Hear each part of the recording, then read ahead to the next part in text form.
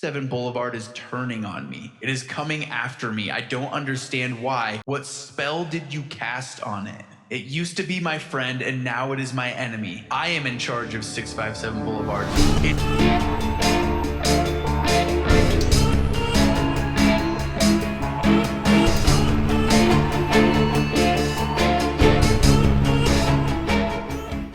All the other ones. So I have no idea. I know Emmys are TV. Oscars. I think Emmys are TV. Oscars are movies. I think Golden Globe is both. What? Exactly. I think Golden it's just Globes. another thing for actors to think very highly of themselves at a different situation. Best motion picture. Drama. Frankenstein, Hamnet, It Was Just an Accident, Sentimental Value, Sinners, and Secret Agent. I think Sinners wins. Musical or comedy? Which one? That's one of the best motion picture. Musical or comedy? Which one? We have Sinners? Blue Moon, Begonia, Marty Supreme, No Other Choice, Nouvelle Vague, and One Battle After Another. I wanted to see that. I watched it. Did you see it? It was good? No, I didn't like it. Oh, okay. Let's see here. It was, obviously Leonardo DiCaprio did a really good job. I just think I just constantly was like thinking, why is this movie happening? What, like, you know what I mean? Like, I felt like it is a vague plot. All right. Well, hello everyone. Hey, how are we doing? We just party eased right people. into this episode. Yeah. 1, 2, let's begin. That's what you did. You did that on the last episode, dude. No, it's a totally different song. A different song. Oh, what you did the last one? You did tag team as well, right? That was Bust a Move. Oh yeah, Tone Lock. I just took that shot and it went straight to my head. Bust a Move is Young MC. Young MC. Look at us. Who'd you say? I thought it was Tone Loc. Tone Loc does Ain't Nobody Around. No. Funky Cole Medina. Oh yeah, that's a good one. Well, hello everyone. It's riveting podcast. We're going really great. If you're loving what we're talking about right now, if you're loving everything we're talking about, you're gonna love this episode. It's all about Tone Loc. Love when people drag stories on. You're in the right place. Here we are. I'm the guy. Here's your guy. Wow, you're really setting this episode up well, Jamie. Pete's what's on the docket for? I know I really did not sell it very well. Yeah, dude, vibes are super high right now. Thanks for bringing those. Guy. You're the vibe guy. I know, man. I'm glue guy, hype guy. Ooh, let me turn the lights on. Tell us, bring us back, get us excited. Tell us what's going on. Tonight's episode, we are going to be covering the Watcher House. Now, this case is interesting because there's no murders, no break-ins, not even any arrests. It is one of the most unsettling true crime stories of the last decade. On paper, almost nothing happens, and somehow that makes this whole thing even worse. There's no villain. There's no climax.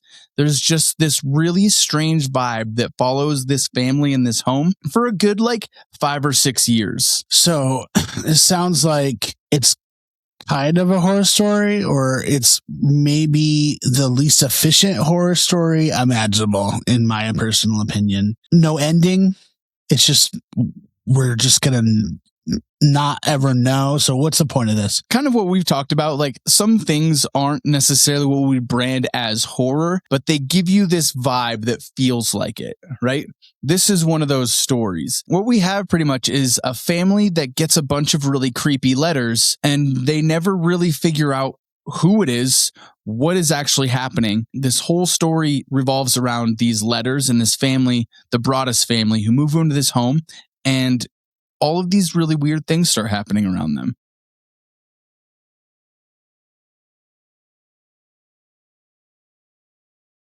Was that my cue? Sorry, I just kind of went off script. I was just kind of running around there. I got confused, baby. What are you drinking tonight, Peter? I got this big ass horn full of water. Yep. How do you say it? Water? You sound like you're from Philadelphia. Water. Got a bunch of water. Okay. And then I got some tea as well. And then I'm going to be chugging on some throat coat tea. And then I got my Chloraseptic Max throat things, cough drops. I think it's crazy. Again, still looking. Last episode, you were also sick. Yep. And so obviously this is not the same day as last episode. Certainly not. This is a week later. Yep. Everyone knows that. And you're still sick. Yeah. I'm on my second round of antibiotics. And the first round didn't do it? See, and I thought you would be fine because of how much whiskey you drink, because that's what Dr. Quinn prescribed. And it doesn't work. It doesn't work for you.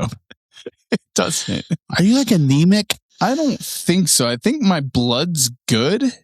I've never been told I have bad blood. What are the tests that you took? Like Taylor Swift didn't mention me in that song. No, at all. And Peter has blood. Here's all the rich people I'm mad at. Also, this guy Peter kind of has blood that isn't very good. He's always sick. Fuck that guy. It doesn't make for a good song. So, damn, you're still sick. So, yep, do I have to like GoFundMe for you? No, dude, just go when fix me. When do you shave your head? How do I fix you? I don't know. If I knew that, I'd probably be asking for more help. That's a good point. I mostly just ask for your patience at this point. Yeah. Well, I'm drinking beer because Hell yeah, dude. What are you drinking tonight? I'm drinking Murphy's Irish Stout. Old tried and true. Ain't seen a Murphy's in years. Well, I haven't seen one in 5 minutes. There it is. Found it. Do you have to split the M on a Murphy's like you split the G on a Guinness? I just like, at O'Neill's, they don't even have the Guinness glasses anymore. People are just like, oh, I'm going to split the G, and they just drink the whole thing. And like, I couldn't find it. Forgot that you work there again. That's so weird. Yep. I'm back, baby. Do you ever split the P? That's what we used to do in college. I don't. What? You split the P, where you're chugging a Pabst Blue Ribbon, and then you try to split it at where the P is at. No. Yeah. I don't think I've ever done that. Oh, you should. So I'm drinking Murphy's. Yeah, what else you got? You got Murphy's. And you got. I'm still on this bottle of Wyoming whiskey.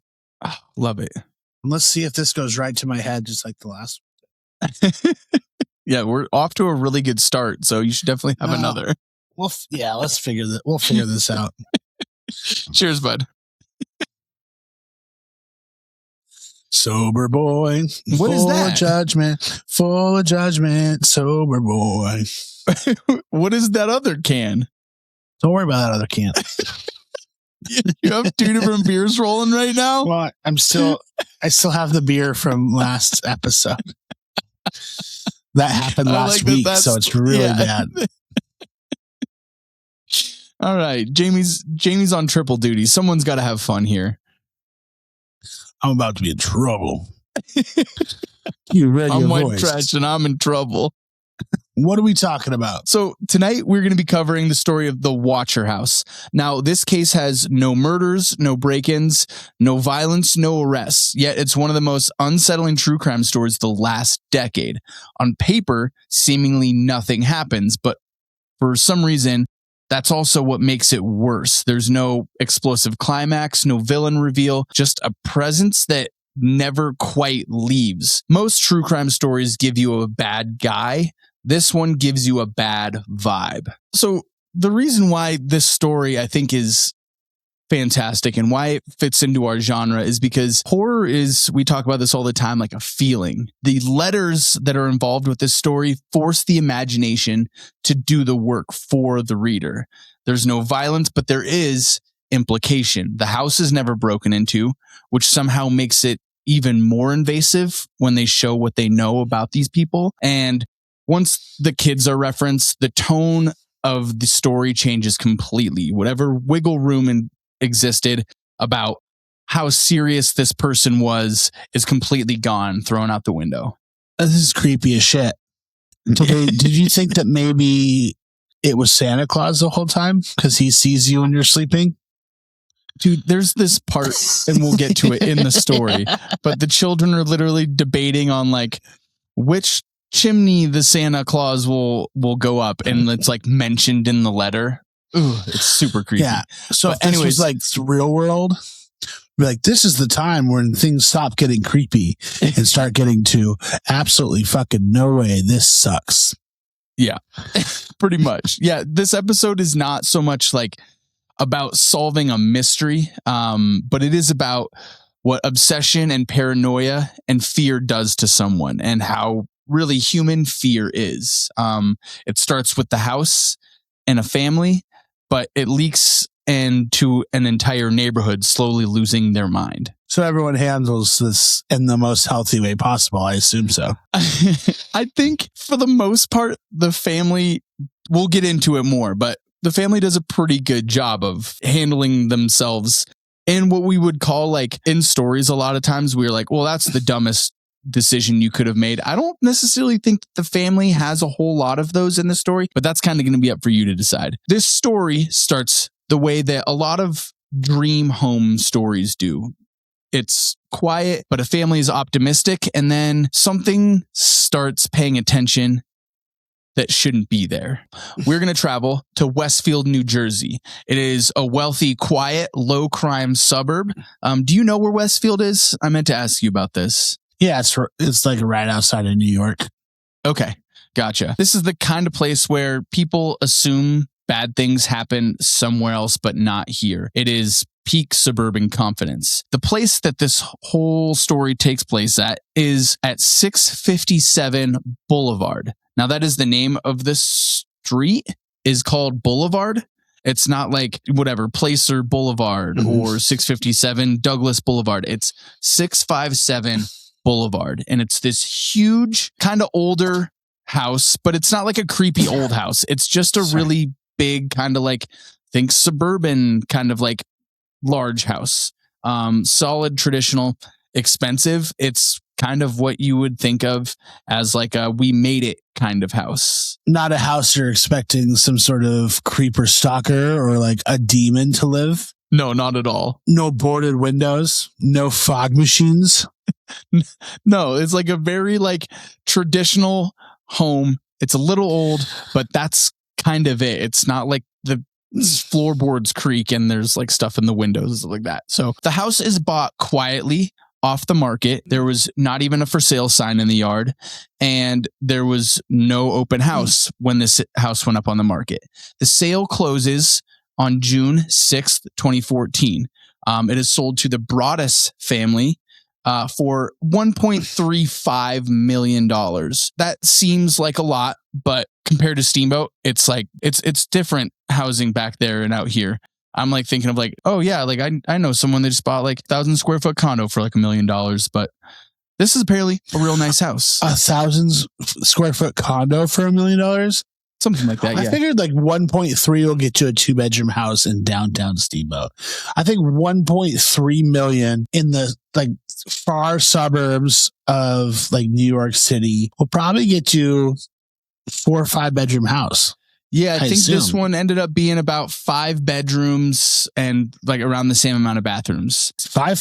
That's big. 5 and 5, dude. It's a big house, right? So, but this house isn't like, it's not like it's an impulse buy. It's this family, the Broadus family, and they've worked their way up. They're wanting to move out of New York City where they've been into the suburbs and like really kind of provide this really safe community and family home for their family. It's a calculated, responsible adult decision. Little did they know they'd be spending that much money to just have someone fucking creepily stalking their house at all times.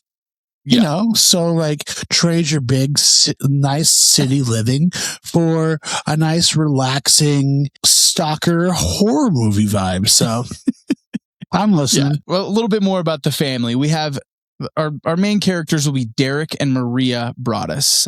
They also have 3 children, all of whom are under 11 at the time of the sale. They are 5, 8, and I think 10. This is supposed to be the home for them. They don't plan to move again. Like we said, they're moving out of the city. They want this to be their forever home. Renovations start as soon as even before the house is officially closed upon. Family hasn't moved in yet.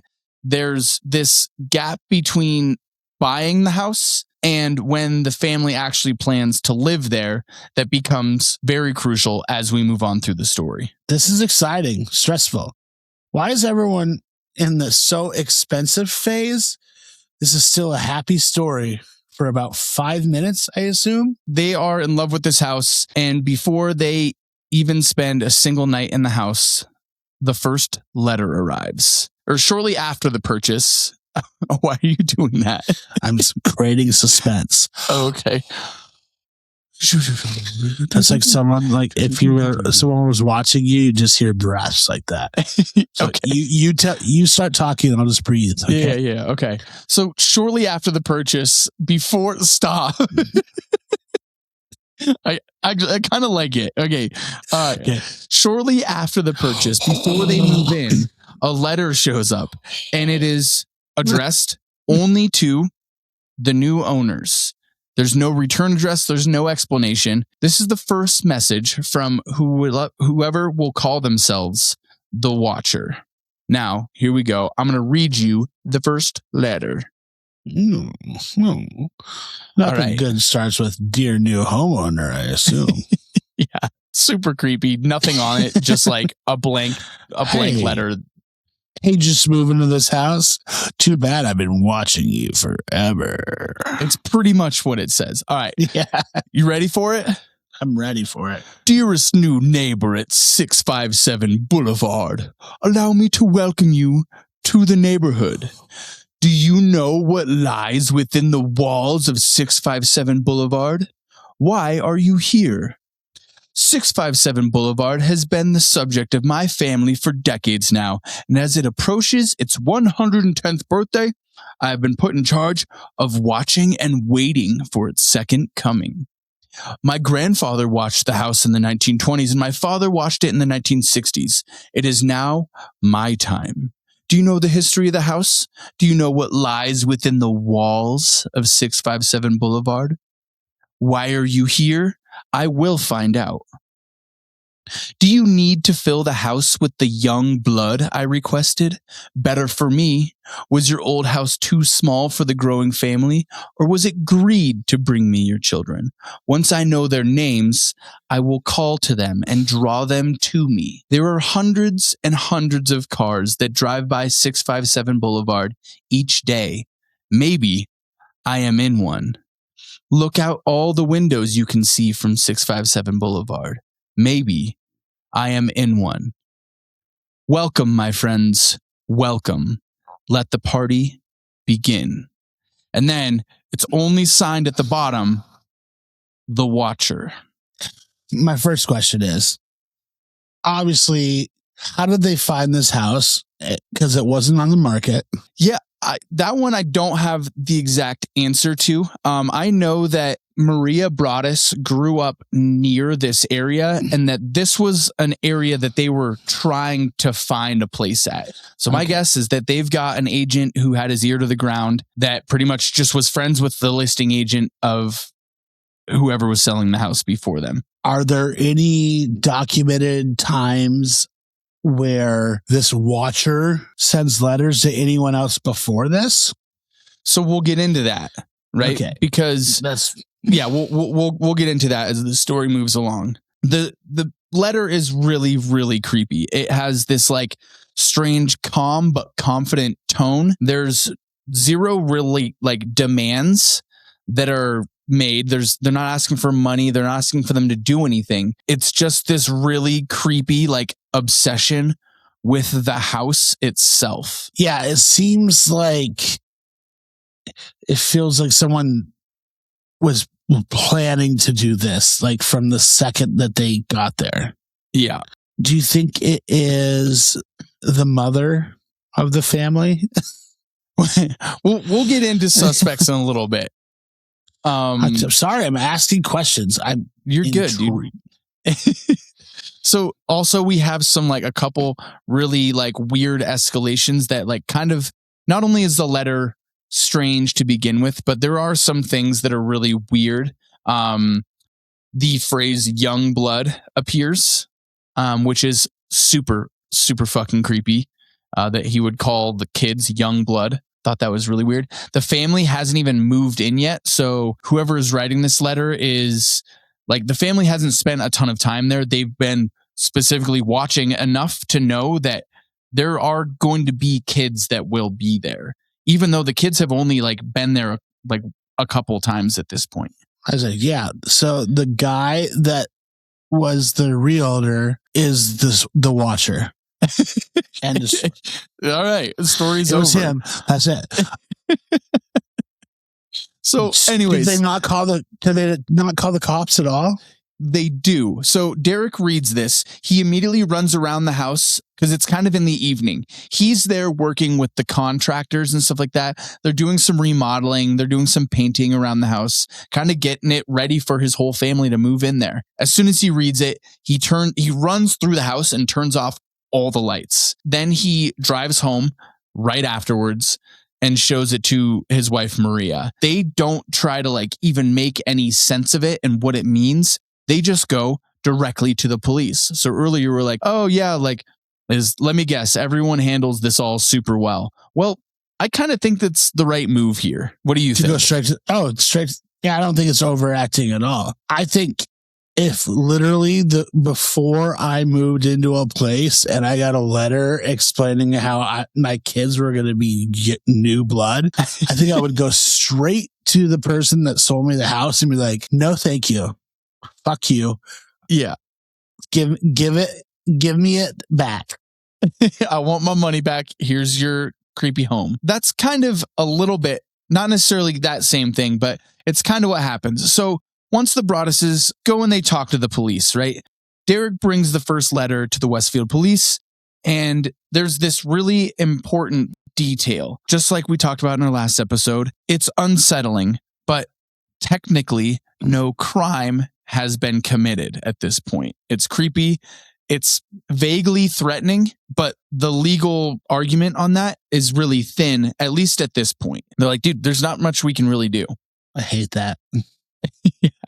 Then this other detail comes from the investigation. An officer notices the postmark that's on because it wasn't dropped in there by the watcher. It was sent through the mail, which I don't even totally understand. I mean, I guess there was the address of the home on it, and it just says to the new owners. It wasn't addressed to the Broaduses, but it just says the new owners, but it has their address in the corner. There's just no return address. But the letter is postmarked on June 4th, and the Broaduses hadn't even finalized the deal until June 6th. Somehow the letter was mailed before the house even legally belonged to them. So you think this guy was just like wishing and hoping that there was going to be a family there that he could just like creep on? Or do you think he like knew? I think he knew, right? He's talking about the children. I guess I'm trying to look back through the letter real quick. Like he definitely brings up the children, but I guess he's not super descriptive of the rest of the family or doesn't give a ton of details. I mean, maybe he was just lucky that they had kids.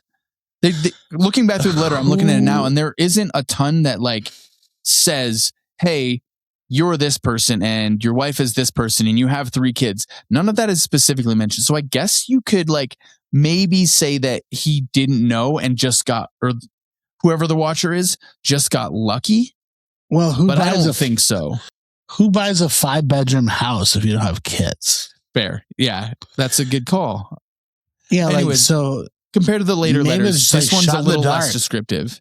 Do you think this is like an original owner that like got foreclosed on? He's like, all right, you're going to not let me live in this house. I'm going to make it fucking miserable for the next every single family that ever lived here ever again. We will talk about that. You keep saying that, but we don't talk about it. So we're getting there. I'm setting the story up. So all right. The sale is in public. They didn't even have a for sale sign out. There's no real obvious way at this point on the 4th when the letter was mailed that they would have known the buyer's name even. This kind of flips the whole story from being like a reactive, like, oh shit, I don't want these people in this house, to like they're anticipating them finalizing this sale and making its way. It's not like they're like trying to scare them off. They're like, ooh, please welcome to the neighborhood. Also, I'm super creepy in the way that I'm doing this. Yeah, so this guy is either a psychic or he is literally, like I said, owned this house before. He's like, I will make sure no one else ever lives in this house ever again. I guess that's fair. Yeah, I guess. Well, it's a great theory. This is a great theory. So once police realize that this letter has predated even the sale of the house, the question that starts to bother police is less who sent this, but how long has someone been watching this house? Kind of like what you were saying. Maybe a previous owner or someone that has definitely had some eyes on this house for more than just a couple days when the Broaduses have been checking the place out. The police want to help them, but their hands are tied. There's no real threat that can meet a legal threshold in the letter. Like we said, the letter is honestly, this first one, pretty vague. There's no suspect. There's obviously no crime scene. It just becomes this waiting game, like we mentioned, of like, okay, what are we doing here? Oh, so we're just waiting for something bad to happen?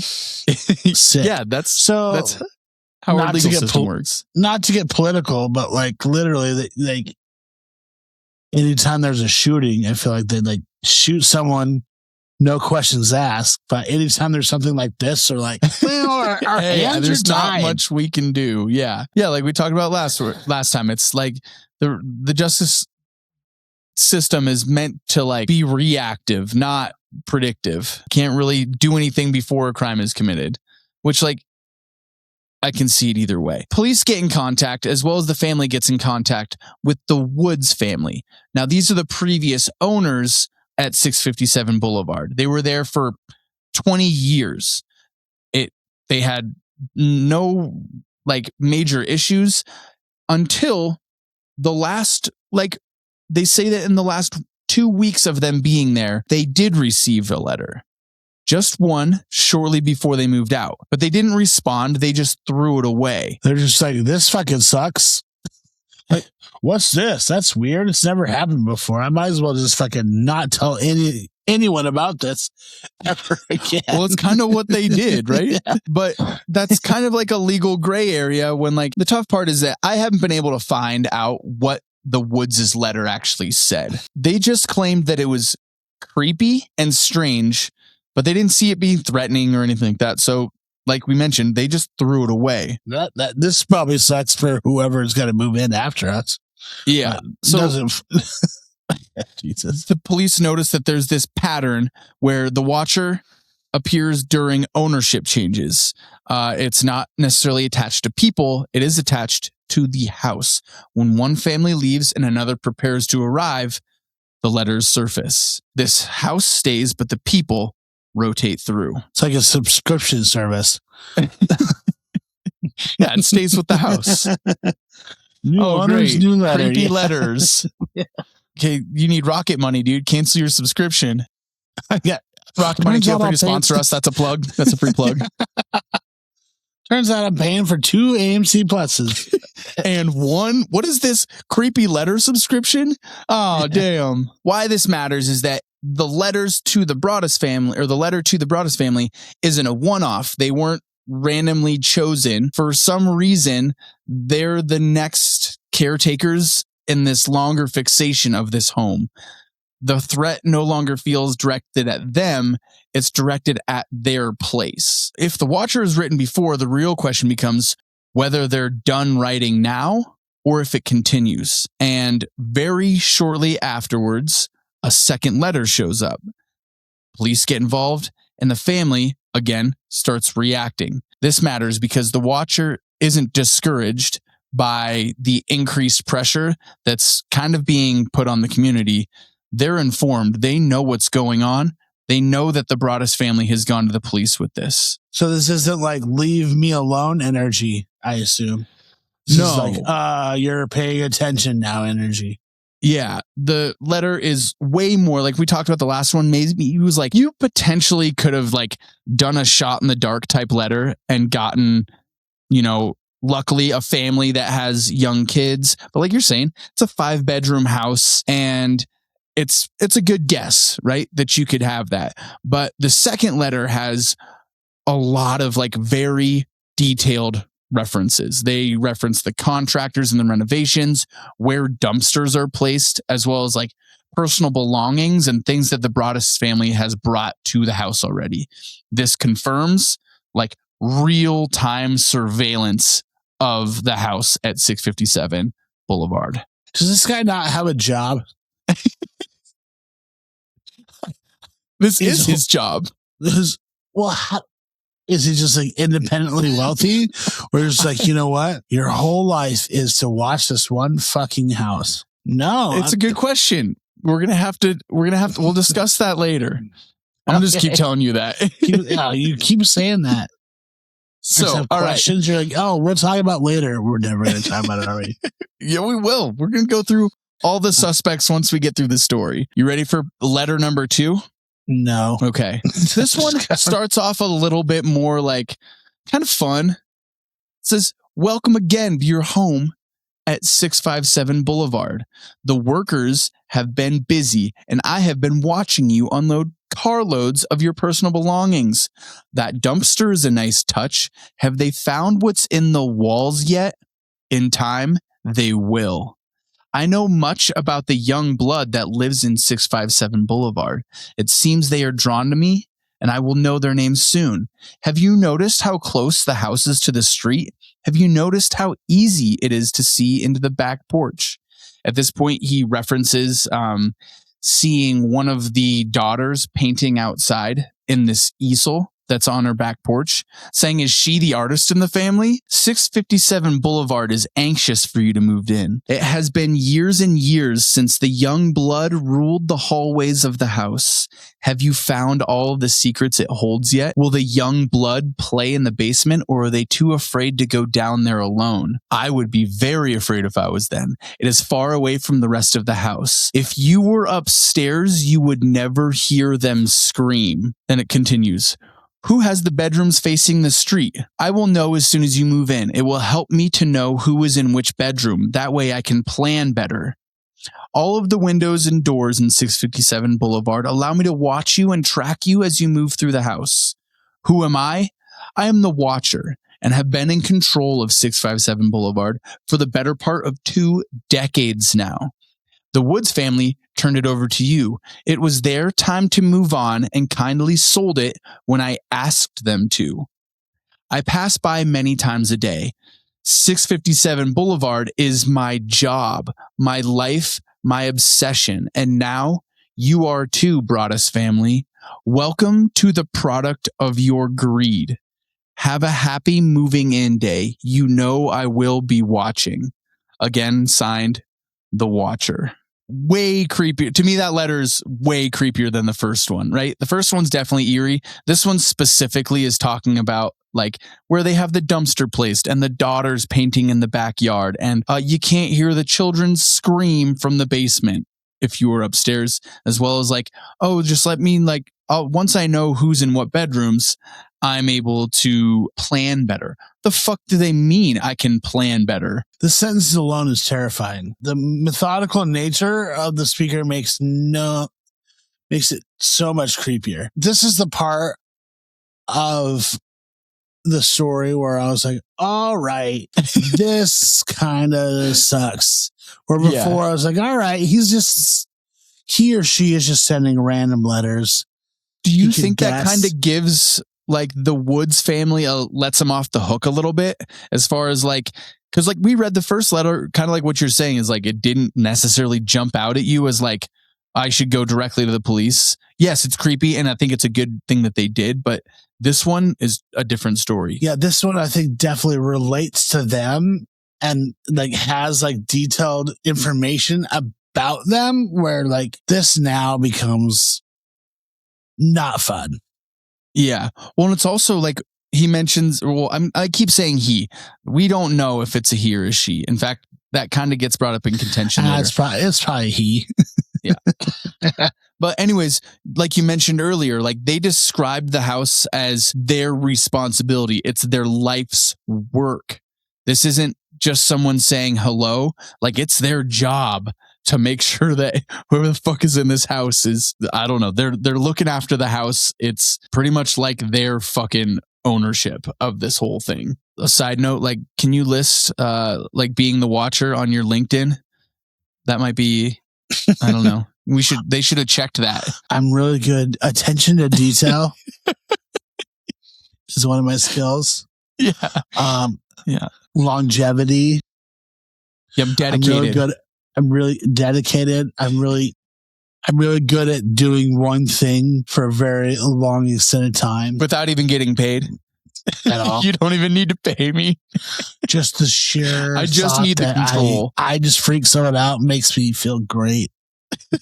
I think you could list that on LinkedIn. I think you get a couple hits. Yeah. So yeah, this surveillance is obviously confirmed. We have them talking specifically about like the dumpster, as well as the daughter.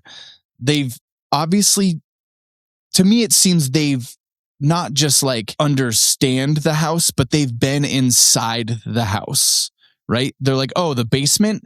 Yeah, you can't hear people screaming in the basement if you're upstairs. Super creepy line. The family begins to understand, especially with like the lines where they're like, oh, I want to know where you guys, who has what room so that I can plan better. The fuck are you planning, bro? Terrifying. After the second letter, the fear stops being hypothetical and starts dictating how the family lives. They stop bringing the kids there as soon as the second letter comes, which I don't know. I think I get it. The first one, like we mentioned, isn't the most threatening. You'd be like, what the fuck? That's pretty weird. After the second one, definitely not bringing your kids there anymore. Especially when they're like, oh yeah, you couldn't hear them scream in the basement if you tried. At this point, they're still doing the renovations. So the family isn't necessarily quite postponed from moving in, but we're just about to get to where the house goes from future home to place that you don't necessarily want to be. No shit, Maria stops bringing these kids to the house. This is a horrible situation. Derek is still overseeing all the renovations. He's maybe hoping that this stuff just kind of goes away. He has contractors scheduled, tons of money already. Like they're saying around $100,000 has already been spent on these renovations. At this point, they're like, well, what the fuck? We can't walk away. It's going to be a massive financial loss for us if we do so. This creates this trap for the family. They stay involved and feel unsafe, or they leave and almost have to start their whole career and like life over. See, I don't see this. Like, you're like, yeah, I might be in crippling debt, or I could just sit here and be creeped out with paranoia and live in sheer terror. I don't agree with that. Just fucking run. Get the fuck out of there. Yeah, for sure. But like they just, I mean, I don't know. They're a young family. You don't know. They also are, they seem to me to be like moderately stand-up people. And we see this later when they actually list the house for sale, that anyone that they actually shows interest in the house, they show the letters to, right? So they're not trying to do what the Woods did, where they're just like, yeah, what letters? We don't know anything about that. They're like, hey, we don't know what the fuck is going on with this house, but this is what you should know you're getting into, right? So what are you supposed to do? You just sit on a at this point, almost $1.5 million home. You don't have that kind of money to start over somewhere else. The fear stops being episodic. It becomes this routine that they live in. Every time they visit the house, they can feel that they're being watched, and even the silence on the street starts to feel threatening, and nothing happens. That's the biggest problem. This is the kind of stress where everyone feels a little suspicious, don't you think? Yeah. Like you hear one noise and your brain remembers every horror movie you've ever seen.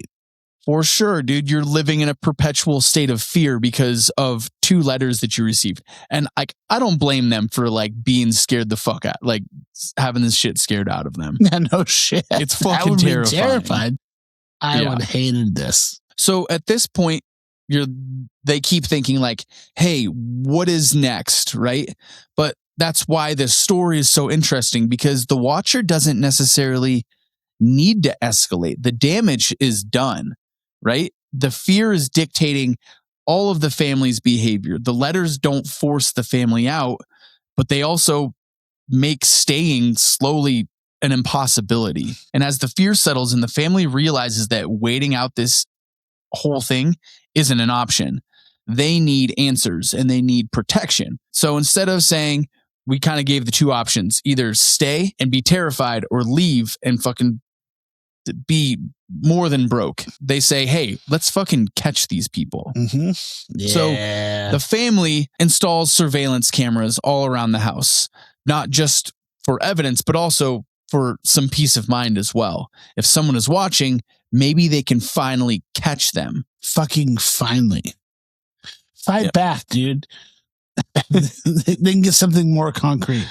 This is where the movie usually shows a guy in a hoodie. Yep. But what the cameras show, oh, there you are, dude. Here I am. Yep. It's the Unabomber himself. Here I am. The cameras, though, pick up nothing. There's no prowlers. There's no suspicious movement. No proof of anyone even watching the house. The watcher remains completely invisible. Cool. Love that. So the security guy is on it too. Who's the security guy? Yeah. But dude, everyone's a suspect, right? What You're if just like scared out of your fucking minds. Is there like, can you see the house from the backyard? Of like a neighboring house? Mm-hmm. Correct. Right? And that's what leads police really to narrowing this whole thing down, Mm-hmm. right? Because the first letter, they're like, hey, there's not much we can do. Second letter actually triggers the police to begin an investigation. There's at least enough in there, right? Like the planning, the children screaming, there's specifically, it's not just coincidental that, oh yeah, you're a family moving in to a 5-bedroom house. Like, okay, maybe a little circumstantial there. This is very targeted. You're definitely being stalked by someone. Please get involved. And they start looking at proximity. Who could have realistically observed the home? Now, the attention turns to this man named Michael Langford. Now, he lives with his mother, who is 90 years old. He's in his 60s and has lived there since the 1960s. He's known as this like quiet, reclusive guy. One of the neighbors on the street kind of referred to him as like a Boo Radley character, which is like the quirky, like, hey, don't go to that, like, don't lose your ball in that guy's yard kind of place. His house has a direct view of the Broadus's backyard, specifically where the patio was that the daughter had her easel set up. Well, if you know something about me is I don't watch a lot of true crime. So I definitely don't think this is obviously suspect number one. Yeah, the creepy old guy that lives next door. That guy that just lives with his mom. Yeah. And lives his right 90-year-old dying mother who has lived there since the 60s. Obviously, this is suspect number one, right? Yeah.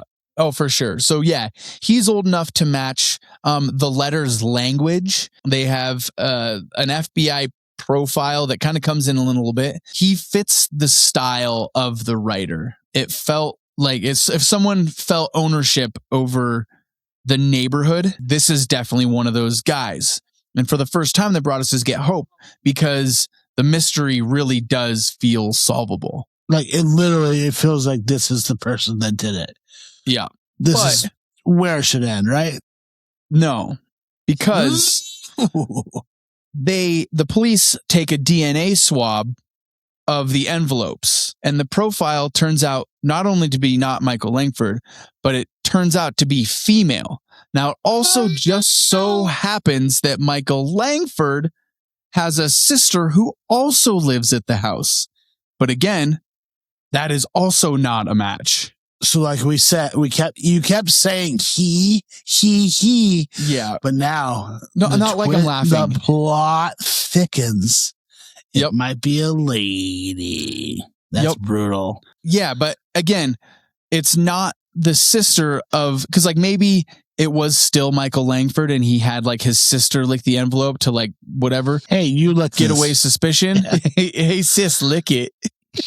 Lift us Fucking from weirdos. Yeah, I mean, I guess it's fair. They're both in their like 60s living with their 90-year-old mother.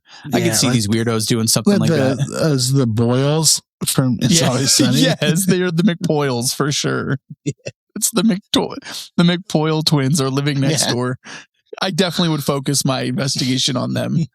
But like we said, the DNA doesn't check out. So with their strongest suspects ruled out by DNA, the question widens again and suspicion starts spreading further outwards. Again, like we said, with the Langfords ruled out, they kind of lose a little bit of focus because they thought they had it. And now they have to shift from who's right around them to like maybe a little bit further out. Who has had access to the house? Everyone becomes a possible suspect. Yes.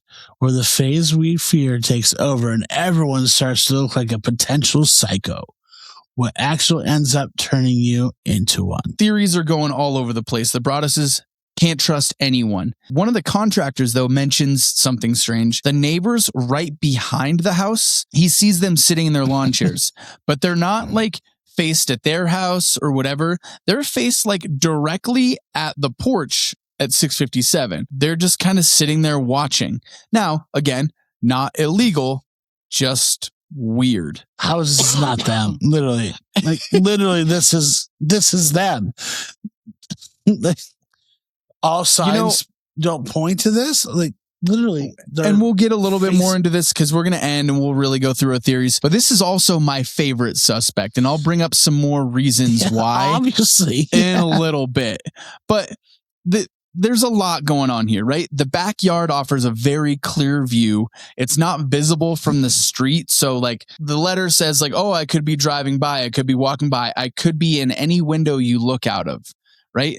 Someone like watching from the home right behind them could go unnoticed, specifically because the house does have a lot of windows in the back, so they can see a ton of the house, even into the basement. It's one of those where like it kind of goes down a little hill, so you can see into the basement, and then you can see, but from the front of the house, you can't see the basement.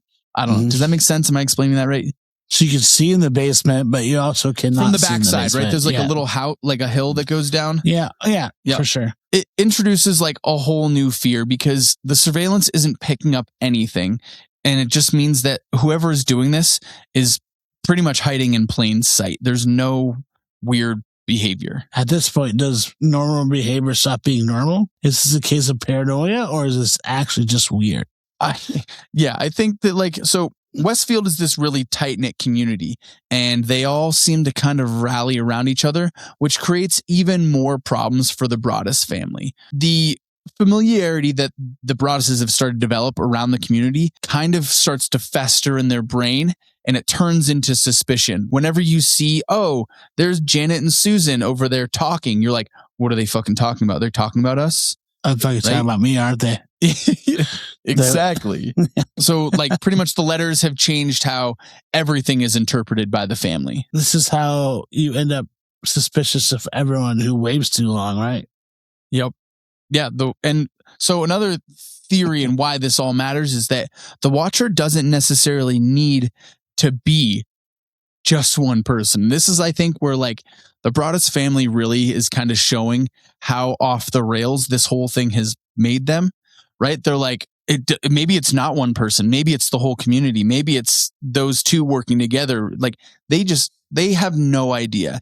And it's even more dangerous or like it's even more freaky for them because it doesn't even matter if the watcher is still active, if they're still watching, or if it was just the letters. The fear has compounded within the Broadus family.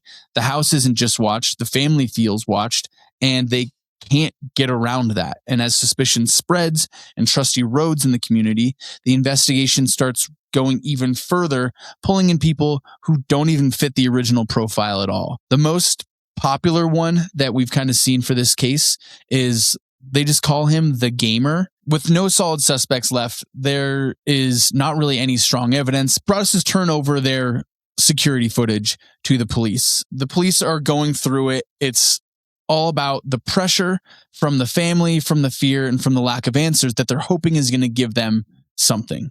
They're just, no one's going to think that the two neighbors with lawn chairs pointed right at the house are not the ones that did it? I don't know why they were cleared, but they were, right? It was brought up and it was talked about. The police did interview them, but I haven't seen any transcripts of that interview, which makes you just, it tears at your mind even more. Like, maybe it was them, and also maybe the police are part of it. But again, this is just like a perfect example of what paranoia can do to logical reasoning. This is like the part of every case where he starts grasping for any of their straws where they can find. Yeah. So like we were saying, like the attention goes to this one car who is shown on one of the security footage. They drive and then they park across the street from the Broadus house, and they're there for about a half an hour, and then they drive off again. Now, this car that parks there has a license plate, and the license plate is registered to this guy who is known as the Gamer. Now, according to the story, the Gamer's girlfriend was the one who was driving the car, and she pulled over there because apparently they were in a fight or something that night, and she didn't want to be home. So she left, parked there. Then they made up or whatever, and she went back home. They also seem to be interested in this guy, the Gamer, because he has an interest in writing, notably like screenwriting. And the reason why this seems to catch their eye is because the letters are stylized and performative, and they seem to be kind of self-aware. Well, I don't really game, but if I did, I would think I would be pissed off if I would be on the suspects list. Yeah. The girlfriend also completely threw him under the bus too. She's like, yeah, he played this game a bunch called The Watcher, and it wasn't even that game. It was The Witcher. Oh, yeah. And that's very different. Yeah, those are different things. But it was like this huge thing. Like when the police heard that, like they like pushed hard on this guy. The letters, again, like because he's a writer, they don't read like it's a rant. They read like someone who's enjoying the voice and enjoying the control they're getting from this. They're enjoying the identity of the Watcher. That makes a creative personality maybe feel plausible for this case, like a screenwriter or something like that. Like writing was not a crime, dude. If that was a bar, we're all suspects. The case against the Gamer obviously falls apart. There's no physical evidence at all that ties him to this, just because the girlfriend parked outside the house and then she pretty much threw him under the bus. They actually, I think when this whole thing was going on, they actually had broken up by this point and he wasn't even in the country anymore. Of course. Also, there's no DNA match, and he lives like multiple blocks away, so he can't see inside the house, like being like within a couple homes kind of proximity. This suspect really just exists as like, in theory, maybe a good suspect, but way not existing in reality. So vibes only. We're just going to arrest people on vibes. Big vibes, dude. This guy had bad vibes about him. I'm just saying we know exactly who did it. Yeah. All right, so we already figured as the suspect list thins, this case starts losing momentum and the pressure shifts again. The family turns to, and this is the timeline on things is a little bit funky here, because I've seen the police maybe had their own like profiler that they had come in and go through the letter, but then the family also wasn't feeling that the police were doing enough, so they brought in their own profiler and they analyzed the letter and find that the Watcher is an older, intelligent, articulate, and maybe resentful of wealth or entitlement. Someone patient, specifically someone rooted in the community. 1 Corinthians. Watcher's not patient. He's Watcher's not kind. He holds no judgment. You were such a nerd. Yeah, why am I? Oh, you did just go to a wedding, didn't you? Yeah. Well, so it seems like it's very vague, and this could probably be like half the town that they're possessing. Yeah, we're kind of going that direction. We're not narrowing anything down. No, they never really do to spoil things. The letters are calm and measured. They're not impulsive. This reinforces the idea that the watcher feels no pressure. They're not panicking. They're just simply waiting. That's worse. I don't like patient villains. It's like it's Lex terrifying. Luthor. Yeah. So yeah, again, the profile fits too many people. It explains personality, but it doesn't explain any identity. And the surveillance hasn't produced anything. And also, there were no new letters. So the case doesn't end. It just kind of goes quiet. So just like right back to square one. Yep. Or hot take, the letter was written by the family themselves. Well, we're gonna get there. So you keep saying that, motherfucker. So anyways, around this point, another letter comes in and it starts. This is kind of like they start getting a little bit more letters. Some more letters have kind of come in throughout. I have like some excerpts here. So the house is crying from all the pain it is going through. You have changed it and made it so fancy. You are stealing its history. It cries for the past and what used to be in time when I roamed its halls. The 1960s were a good time for 657 Boulevard, when I ran from room to room, imagining the life with the rich occupants there. The house was full of life and young blood. Then it got old, and so did my father, but he kept watching until the day he died. And now I watch and wait for the day when the young blood will be mine again. Could you imagine just like your life is to just watch other people in like one house in the suburbs of New Jersey? Someone did it. This is my destiny. my dad did it. His dad did it. That it's a whole family affair, dude. That sucks. Who pays the bills if you're just So the letters just like at this point are just getting more and more deranged. Like I said, these are just kind of excerpts from letters that have been kind of coming in over time. Another one gets like kind of weird. Like maybe the watcher is getting a little unhinged. It says 657 Boulevard is turning on me. It is coming after me. I don't understand why. What spell did you cast on it? It used to be my friend, and now it is my enemy.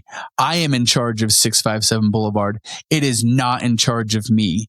I will fend off its bad things and wait for it to become good again. I will rise again. I will be patient and wait for this to pass and for you to bring the young blood back to me. 657 Boulevard needs young blood. It needs you. Come back. Let the young blood play again like I once did. Let the young blood sleep in 657 Boulevard. Stop changing it and let it alone. Signed, The Watcher. Yeah, it just keeps getting creepier and creepier. And like we said, like no one has any answers for this. These letters, kind of those last ones were released after the FBI profiler, where especially when they get really erratic, specifically talking about like the house turning on them and spells being cast. That kind of, it's almost like the watcher was aware that the profile was this way and then flipped it to be kind of this unhinged person, because before it was patient and reasonable, creepy as shit, but like, you know, and then they bring in these other letters that start coming in afterwards, and they're so much more unhinged, way less like methodical, I guess I would say.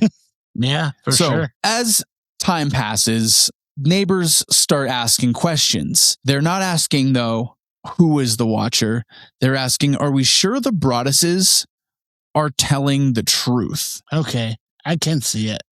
Kind of explain. So online speculation begins about the Broadus family. People suggest that they may be exaggerating or attention seeking, or even trying to run this whole thing as an insurance scam, none of which makes a ton of sense.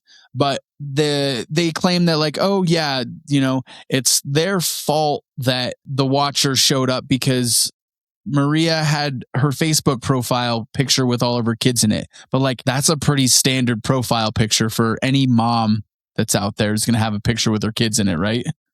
Oh, exactly. They think like, oh, maybe they're just doing this all as a scam.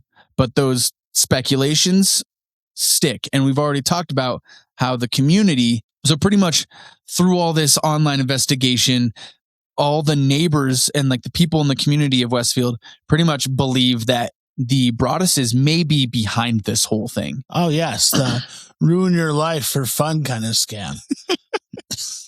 People love a conspiracy more than facts. The neighbors also like avoid the family. Whenever the Broaduses are in the community and they enter a room where other people from the community are, the conversations turn cold immediately. Then now the family isn't just fighting the Watcher, they're also fighting like visible judgment from the community around them. That's almost worse than the letters. I don't know. Probably not. Now, now you're isolated and scared, and now you can't trust anyone, and they're all talking about you behind your back. Yeah, fuck them. At this point, the pressure really does reach a breaking point, and Derek makes a decision that only complicates things. So around Christmas Eve, several families on the block receive anonymous letters. They're hand delivered to their mailboxes, so they're not through the post. They're typed, and they're sent specifically to people who had criticized the Broaduses online. Huh? Sure, not the Watcher, but someone was aware of the Watcher? Yeah, so the letters are described as weirdly poetic, and they accuse the neighbors of baseless speculation. They refer to like these different families of engaging in domestic terrorism, and they ignored warning signs of the Watcher around them. All of these letters, though, are signed Friends of the Broadus Family. That signature is doing a lot of work. That's not like a group chat you want to be a part of in this town. Yeah. Friends of the Broadus Family. Maybe you don't want to be part of that group. So in a little bit later, a few years after this, when asked directly, Derek admits that he wrote the letters. And what? He isn't proud that he did this. He also said that his wife didn't even know. He says that these were the only anonymous letters he wrote. Now, so pretty much he's like, this isn't a confession to being a Watcher. It's a confession to him pretty much like losing his mind. So I don't think this kind of necessarily makes him evil. It makes him just like exhausted. Yeah, he's definitely like the whole family is pushed to the brink, specifically Derek, who I assume from what I can tell is kind of the breadwinner of this family. They have like a very traditional family. So yeah, he bought this house. Like, I know that they all made the decision together, mostly like him and Maria, but like he takes the brunt of the responsibility for why this is going wrong. And I'm assuming that it just like broke him, but it does change things because it muddies the water and it feeds that public suspicion that the family already was behind the letters. It shows how being obsessed with this thing spreads and infects you. The Watcher obsessed over the house. Derek obsessed over the Watcher. Now, the neighborhood obsessed over both because they couldn't stop talking about it. This thing poisoned everyone it touched. Yeah. At this point, the Watcher pretty much has stopped writing, but the damage, like we mentioned, is already done. Now, after years of stress, uncertainty, financial loss, the Broaduses finally make a pragmatic move. They decide not to, they've been trying to sell the house, but they can't get anyone to buy it. So they decide to rent it. Now, this isn't symbolic, it's survival. They need income and they need distance from the house. They need it to stop dominating every aspect of their life. I wonder what the ad looked like for this house.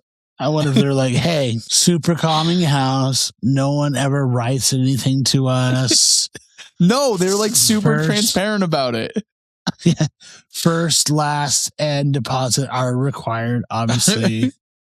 Upon arrival. 1 year lease minimum. Yeah, I just like, honestly, would you fucking like rent this home? Like, because I'm assuming that they told people about it. I feel like at first I'd be freaked out about these letters, but there'd be a point where I'm like, all right, fuck you. I'm going to start writing you letters. You know what I mean? Like, what are you going to do with them? Leave them in your mailbox? yeah. Where are you sending them? Fucking with a middle finger, I'll put it right there in the mailbox. If that person is creepily like just following me, like I think he or she's going to grab them. Yeah, exactly. Okay. Interesting. I didn't really think about doing that, but no, I would fucking try to fight this dude for sure. All right. So it's been quiet for about 2 years, right? But as soon as the renters move in, another letter arrives. It's addressed to Derek and Maria, though, not the tenants, which is interesting, right? Because it's always been who's in the house. Mm-hmm. But the tone is immediately different. While earlier letters were theatrical, maybe poetic, this one is like damn angry. Oh, that's because the other letters really warmed the heart, right? I guess. It's still like mildly poetic to begin with. Okay, you ready? This one's fucking nuts, and the end of it is terrifying. Violent winds and bitter cold. To the vile and spiteful Derek and his wench of a wife, Maria. You wonder who the watcher is? Turn around, idiots. Maybe you even spoke to me. One of the so-called neighbors has no idea who the watcher could be. Or maybe you do know and are too scared to tell anyone. Good move. I walked by the news trucks when they took over my neighborhood and mocked me. I watched as you watched from the dark house in an attempt to find me. Telescopes and binoculars are wonderful inventions. 657 Boulevard survived your attempted assault and stood along with its armies of supporters barricading its gates. My soldiers of the Boulevard followed my orders to a T. They carried out their mission and saved the soul of 657 Boulevard with my orders. All hail the Watcher. Revenge will come in many forms. Maybe a car accident. Maybe a fire.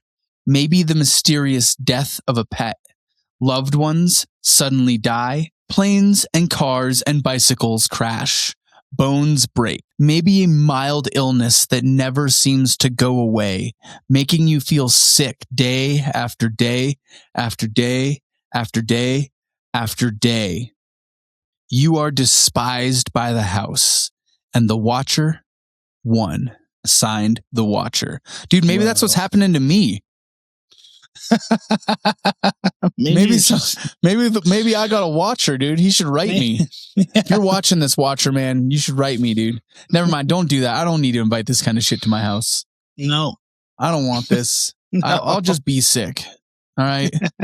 So the Watcher acknowledges not only the cameras, but it mocks surveillance of the house in general. I did think that it was weird mentioning soldiers of the Boulevard, and it frames the renters, not really, as like more the Broaduses as intruders. This isn't about guardianship anymore. It's about losing and seizing authority. Soldiers of the Boulevard, isn't that a Green Day song? Boulevard Broken Dreams, dude. This bad. is it. That's what this song was about. Sounds like a neighborhood watch, but illusions of grandeur. Yeah, pretty much. Like the letter has gone like off the rails for this last one. I feel like I was just like super creeped out by specifically like the references to like accidents, illness, fires, and death. They're not like specific or immediate, but just like having those on the horizon. That's the part where things stop being spooky and start getting disturbing. It's like everything's the real world now, right? Yep. These slow threats are so much worse than the fast ones. Well, I just think that like it's super creepy that it's like, I don't know, maybe you're like, I'm not going to kill you. Like it doesn't come out and say that. It says like, oh, like you might get sick and you'll just be sick for days and days and days and days. And like, just like all these things that happen in life, the Watcher is like in like ipso facto, like taking credit for it. I just think it's so fucking weird and creepy. And it is like, you're trying to terrify someone. Fucking genius. Also, like, this is still unsolved. Yeah. So Even though After the- it was definitely the neighbors behind you in the lawn chairs. So after this letter, the renter letter, the watcher stops writing. There is no more messages. There's no final like message saying like I'm done or whatever. Kind of, we get a little bit of like the watcher won, but there's no real explanation or closure to this story. There's just silence. Oh, you think he died? He's dead? You think that somehow feels worse? I just like, Do you like you the fact- never know when it's going to come again. Yeah. Also, it sucks that maybe the villain wins. This person like gets to be this creepy person and then never anything ever is heard of again. Yeah.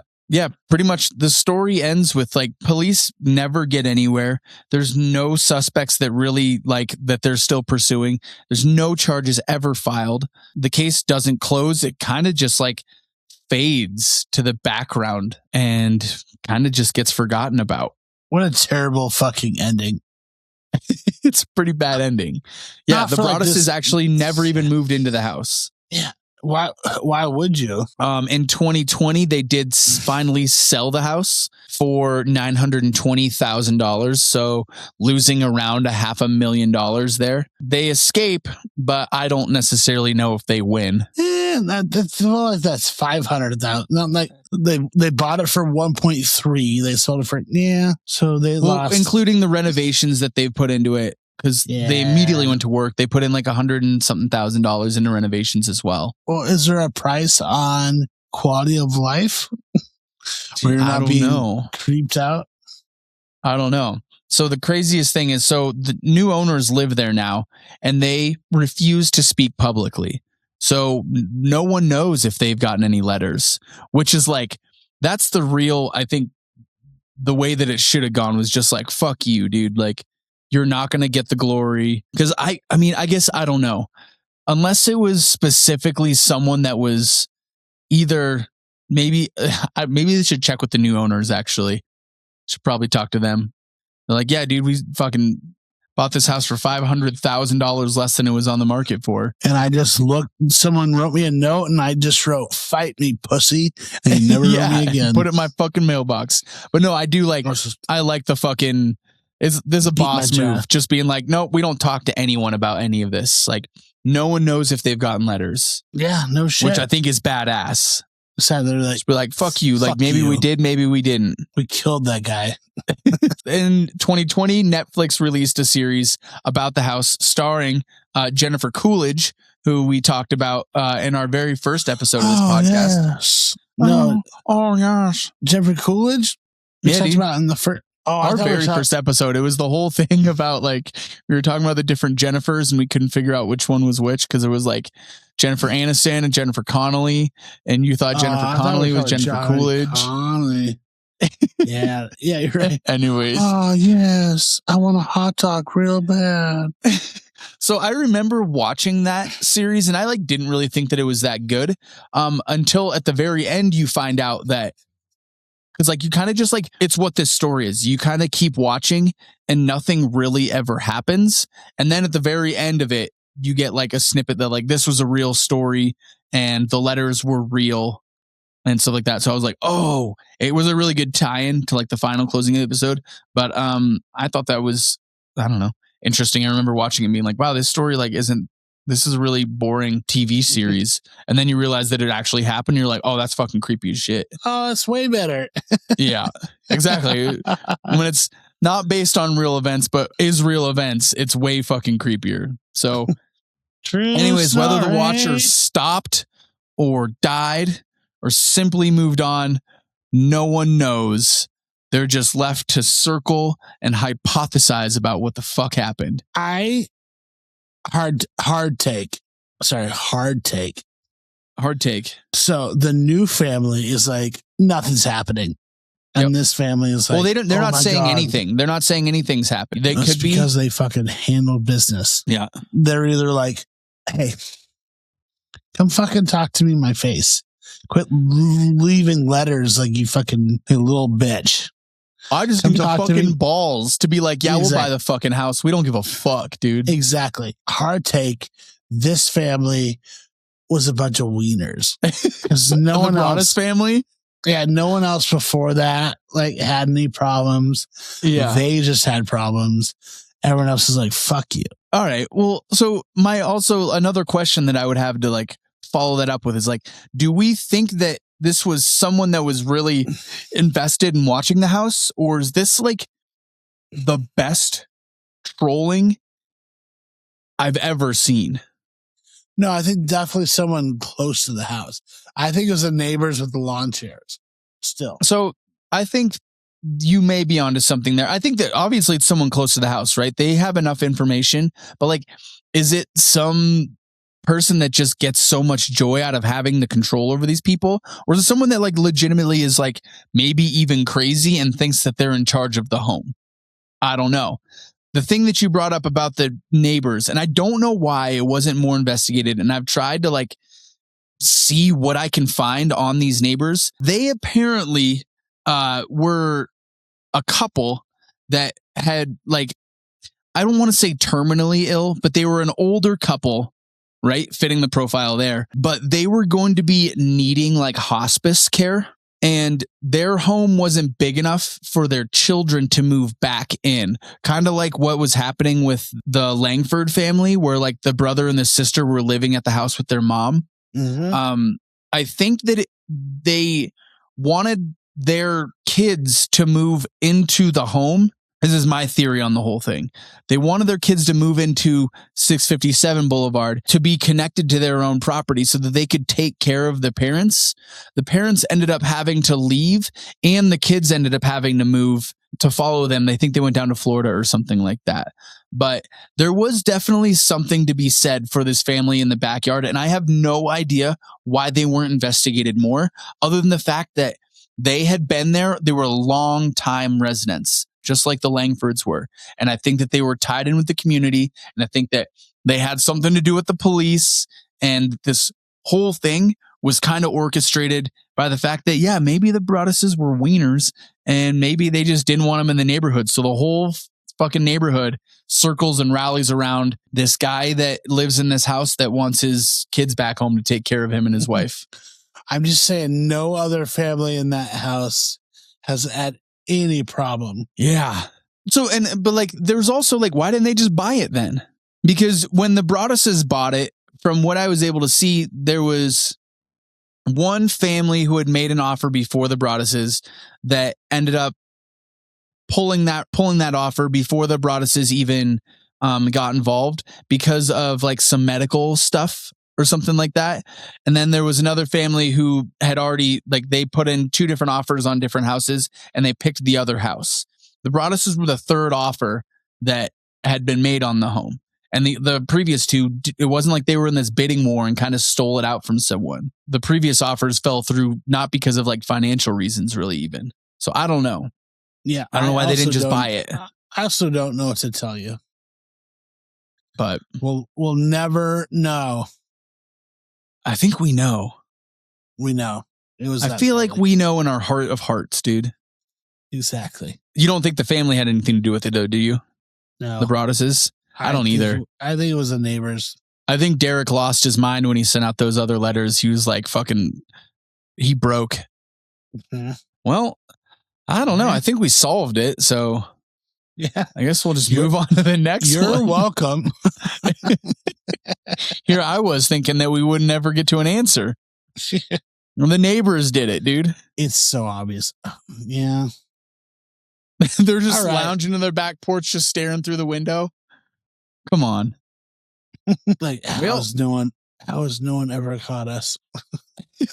They're so stupid. The camera's pointing right at us. All right. I don't know. I thought this was a really cool story because it gives off that vibe of horror, even though it's not specifically like, there's no violence or anything really in the story. Nothing honestly really happens. It just has this weird vibe to it that I think is pretty kick-ass. Yeah, for sure. Sweet, dude. Hey. Great story. Great storytelling. Hey, thanks, man. I write the podcast and send them for you. What is that? Is that Billy Joel? And if you, I write the songs. If you ever want to listen again, Barry Manilow. please like and subscribe. We'd love it if you did. Yeah, or else we're going to start writing you guys letters. Yeah. All right. Can we openly threaten our audience? Is that allowed? I don't think so. I don't want to. All right. All right. Send us okay, some. fine. Never Send mind. us some. All right. Hey, dude. You, as always, stay weird. Stay wicked. And don't forget, because next time we'll be doing it, we're going to stay wasted. Marty, how you did?